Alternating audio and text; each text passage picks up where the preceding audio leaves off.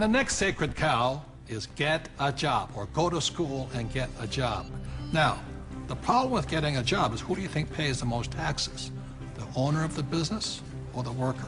To that, I'll turn to my accountant here, Tom. Well, it's clearly the employee who's paying the most taxes. And you know, I started as an employee right out of school, and I was paying high taxes. Even though my job is to reduce taxes, I was paying high taxes. And then I started, I know, ironic, isn't it? and then about 15 years ago, I started my own business. I started my own CPA firm, and I was now self-employed, and I was even paying more taxes.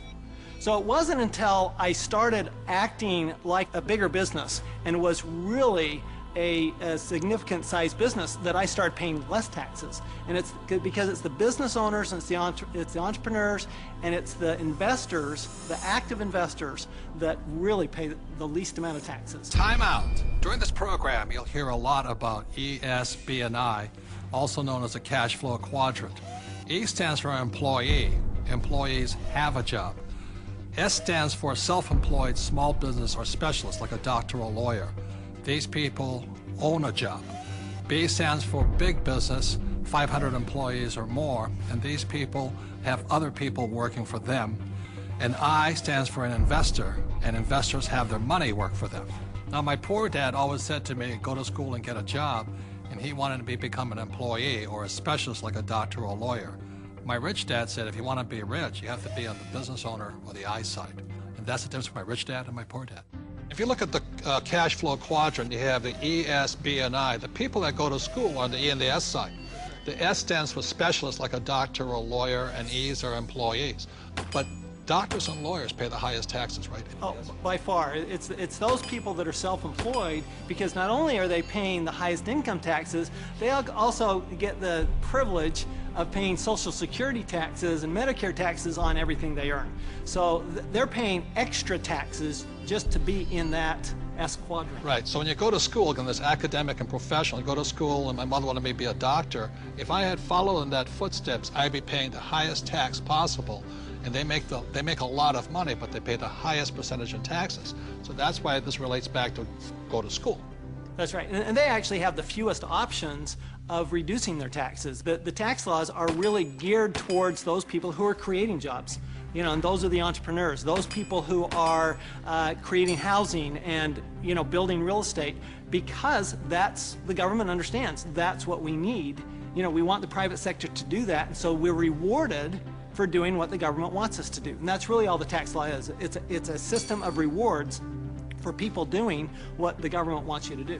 Plus, you know, the other part of it, too, is this whole idea of getting a job. There was some kind of a myth out there that goes with get the job, get a safe, secure job. And so that by getting a job, somehow you're going to be taken care of for the rest of your life.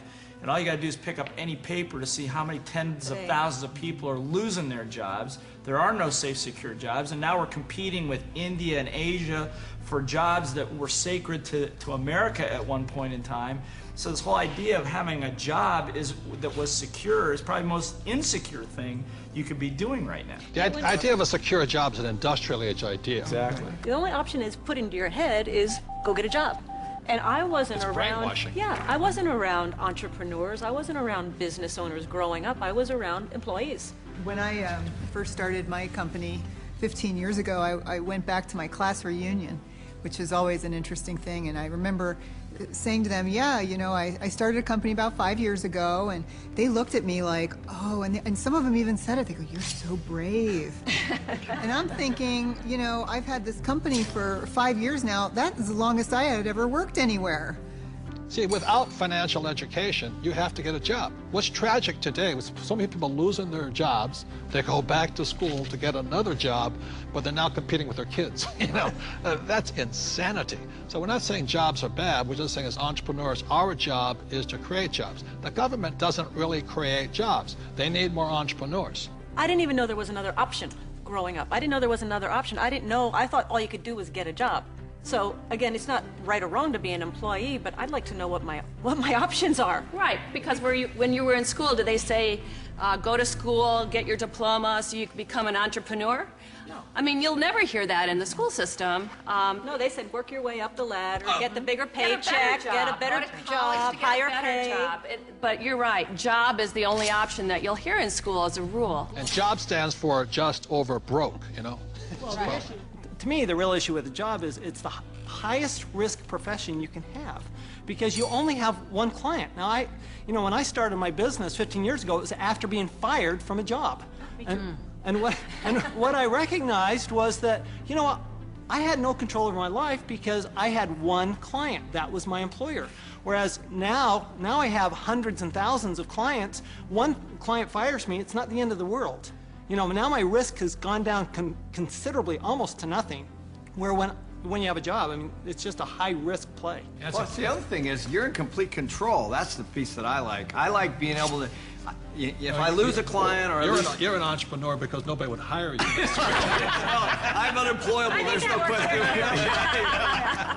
Tell the truth. But it's nice, like if you're going to lose some business or you do lose some business, you can go out and generate business and fill that gap. Financial security is more important than job security. Time out. E's and S's get punished for making mistakes, or they lose their job. B's and I's get richer from their mistakes because they learn from their mistakes.